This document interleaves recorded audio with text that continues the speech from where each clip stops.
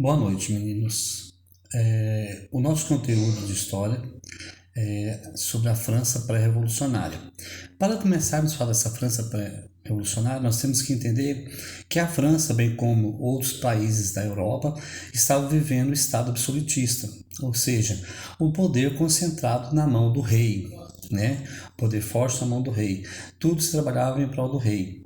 E a sociedade era dividida em três estados, que era chamado, né? Hoje a gente chama de classe A, classe B, classe C, mas naquele período era estados.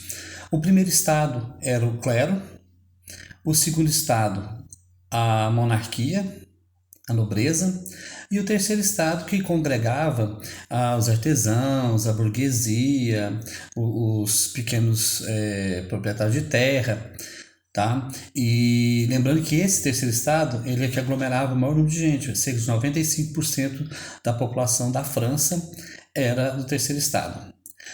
A monarquia detinha o poder, o clero influenciador da monarquia, e o terceiro estado é o que mantinha a máquina administrativa, ou seja, que pagava imposto, que trabalhava e que sustentava toda a força da monarquia e do clero. Então, essa é a característica do antigo regime. Esse antigo regime já começa a entrar em decadência em alguns países e não é diferente da França, né? Ela vai ser um movimento também que vai ser caracterizado na França pela bailes exagerados, enquanto a população, burguesia, camponeses, os artesãos estavam passando fome, passando dificuldade.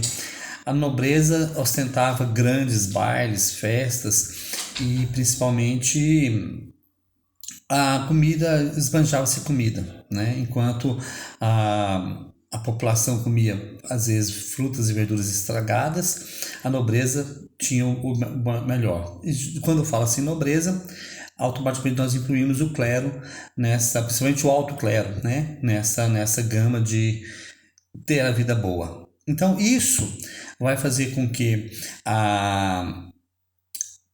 entre em desgaste esse antigo regime, esse regime absolutista, e comece então a se pensar em movimentos para mudar essa situação. É por isso que nós vamos falar de França pré-revolucionária. A França ela vai começar a ter alguns movimentos porque esse período vai ter algumas crises tremendas. A primeira crise que a França vai passar é a questão do Estado. O Estado absolutista começa a entrar em declínio, né? Começa a sofrer muitas críticas, começa a ser colocado em prova a funcionalidade dessa nobreza, desse clero tão forte. Outra coisa são a crise econômica estabelecida nesse período, né? A crise econômica ela vai gerar um grande déficit. Déficit é quando ocorre a despesa de um estado são maiores do que a sua arrecadação, né? Você arrecada 10 mil e gasta 20 mil, gera um déficit. Então, o déficit da França estava sendo exorbitante. Para se manter, um grande grupo paga imposto e sustenta uma monarquia e um clero com altos gastos e desmandos.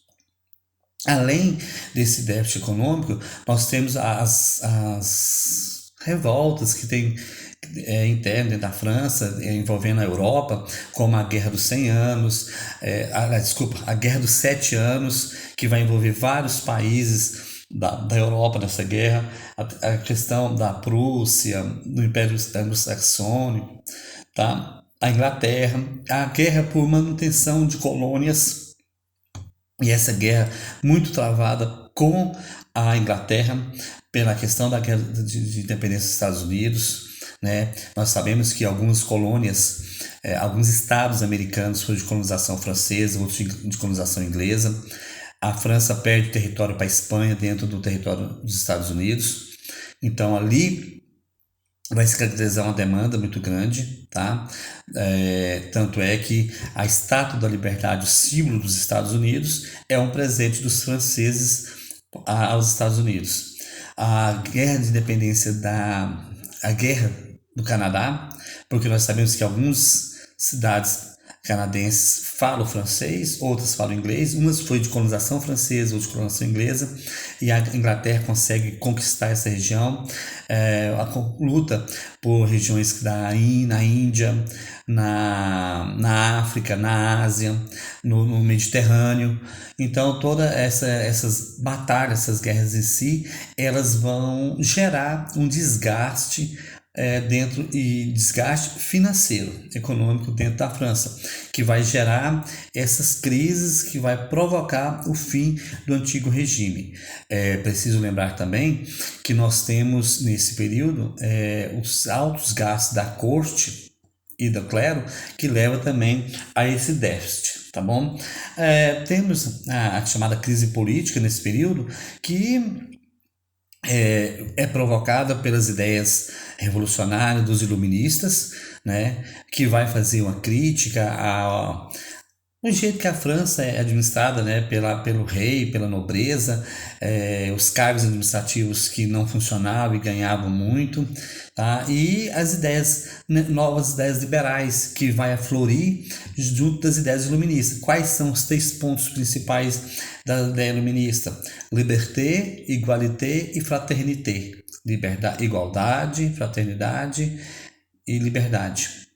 Tá? Os 3 eixos centrais que irá levar o terceiro estado a brigar, a lutar por mudanças dentro da França. Quem que é o terceiro estado? Os camponeses, os artesãos, os burgueses, tá? Quem que são cada um desses 3? Quem são os camponeses? Moram na roça, trabalham na fazenda, produz. Os artesãos, as pessoas que faziam quadros, móveis, roupas, tá? Os burgueses, os comerciantes, tá bom?